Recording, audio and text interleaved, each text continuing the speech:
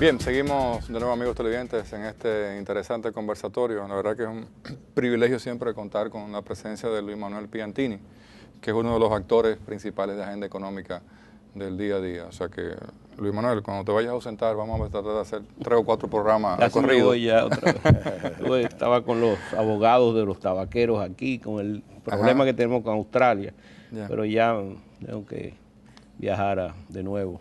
Ok, en el segmento anterior terminamos y hacíamos una reflexión tras cámara, y qué interesante, por ejemplo, que dentro del anteproyecto de ley se elimina el beneficio que existe todavía de las deducciones de los gastos educativos, que es un mecanismo ideal para, como planteaba tanto Ezequiel como don Luis Manuel, seguir la pista de la productividad de las familias. Entonces, parecería como que algunas veces el sistema tributario está preparado para cruzar todas las informaciones y en otras quitamos elementos de la misma que nos pueden llevar a un cruce eficiente de dónde están los recursos y las riquezas para entonces ir en búsqueda de aquellas que no están tributando.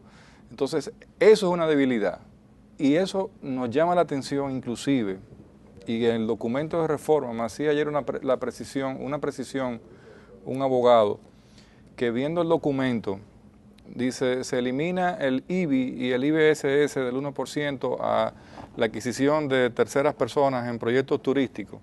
Sí. Pero no aparece por ninguna parte. Y lo leímos 2 veces, yo leí el anteproyecto, entonces yo le explicaba, sí, en el artículo 32, en el párrafo del artículo 4, del párrafo 4, está implícito, pero no explícito. O sea, se supone, pero aparentemente está ahí. Entonces me dice, bueno, pero qué raro, porque eso está de la reforma de hace 8 años. Entonces, tú dices, bueno, ¿y qué pasó? Entonces, pusieron una cosa que estaba, la cargaron y al final no se explica bien. Entonces, hay que ser, hay mucha gente que está analizando letra a letra, concepto a concepto, tributo a tributo, que es el ejercicio que hemos venido pidiéndole, porque por ejemplo en este momento todos los sectores quieren, no, yo no quiero que me carguen, yo no quiero que me tributen. Zona franca, el mismo turismo dice, bueno, que es el más beneficiado, dice que lo va a afectar muchísimo. Tú tienes que tener mucho cuidado con el asunto de aquellos sectores que generan ingresos, claro, de divisa. Porque este país la única forma de crecer es exportando. Claro. La única forma que este país crece es exportando e importando. Somos una economía pequeña, o sea que nuestro mercado es el mercado mundial. Sí. Para poder crecer tenemos que exportar. Entonces, el problema de la zona franca, mira, parece que eso es más complicado de la cuenta. Primero, hay mucha competencia en el área del Caribe, Centroamérica, el mismo Puerto Rico, que quieren atraer inversiones de empresas, o quieren evitar que se le vayan empresas. Claro. Entonces, con este asunto de la reforma, ya eso está propagado por todo el Caribe, de que República Dominicana le va a poner impuestos a la zona franca. Entonces ya están llamando a empresas y ofreciéndole dinero para llevársela del país.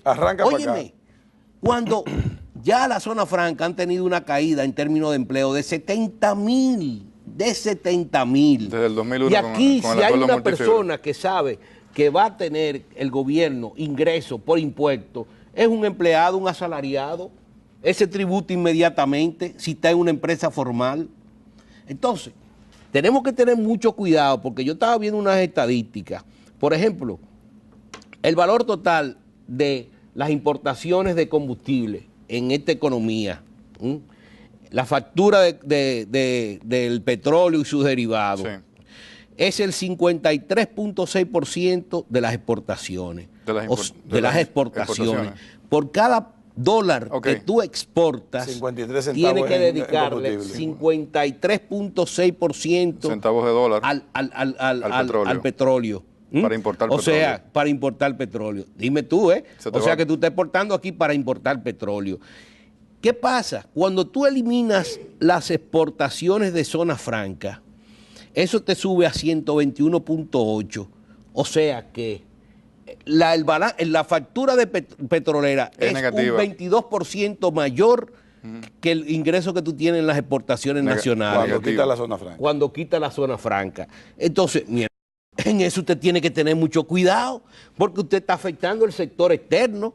No solamente va a afectar la empleomanía, usted está afectando ingresos de divisas al país. Sería lo mismo calcular esa misma relación monetaria, cuánto significaría cada pérdida de empleo con relación a la factura del petróleo. Y tampoco se puede medir. Y te vas a dar cuenta. Y tampoco se puede buscar disminuir las importaciones de petróleo porque tú desaceleras automáticamente. Eso es una importación rígida. Algo que yo desconocía es que las famosas empresas que están clasificadas, que no son en parques industriales, sino fuera de los mismos. Parques especiales. La mayoría están en el sector agropecuario, son productoras de bienes de exportación,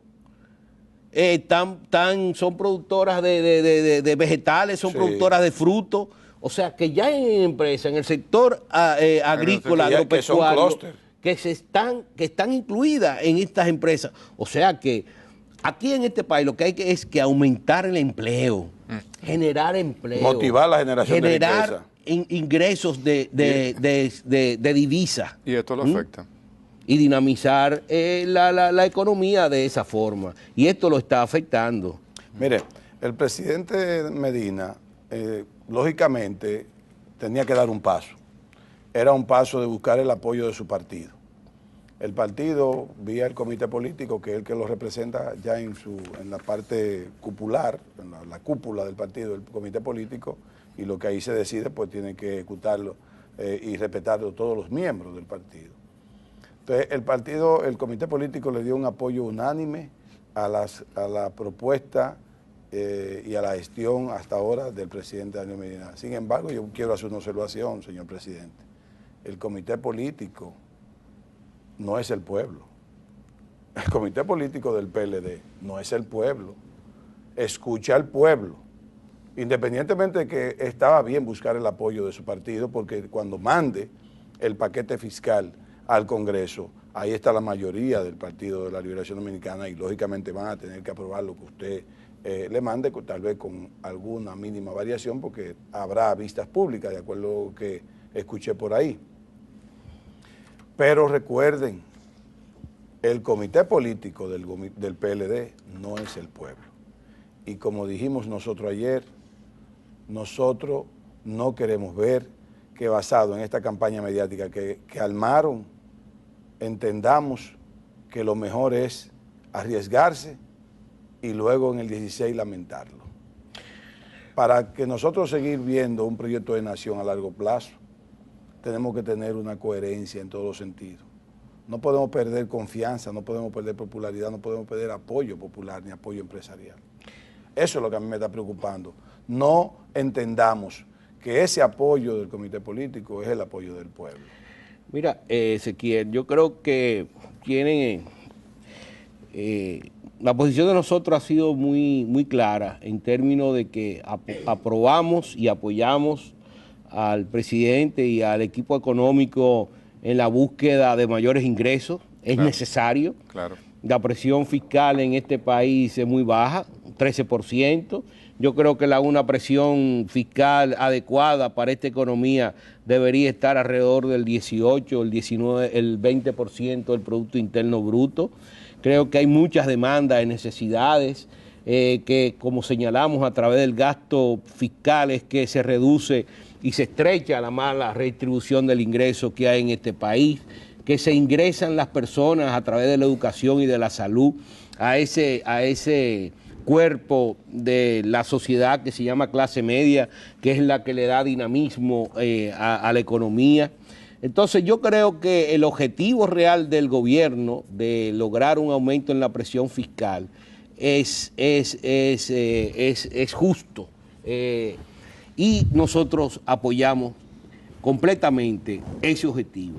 A donde nosotros estamos en desacuerdo es tal vez en la forma de algunas de las medidas impositivas,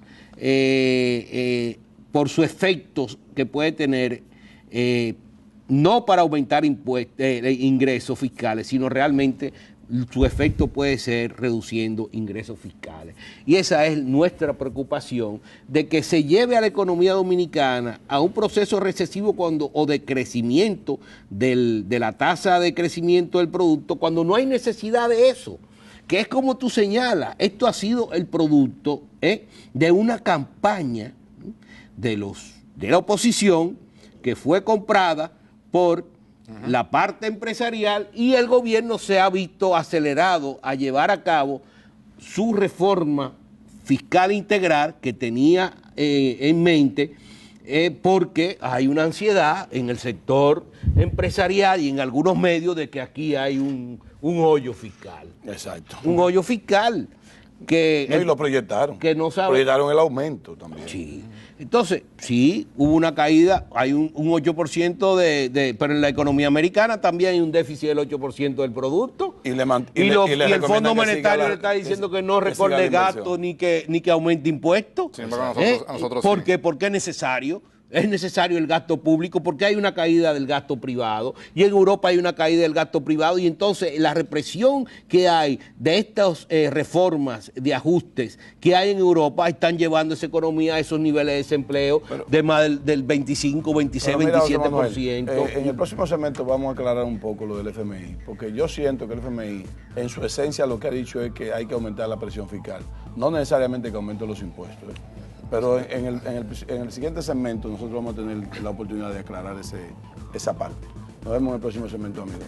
No nos corten.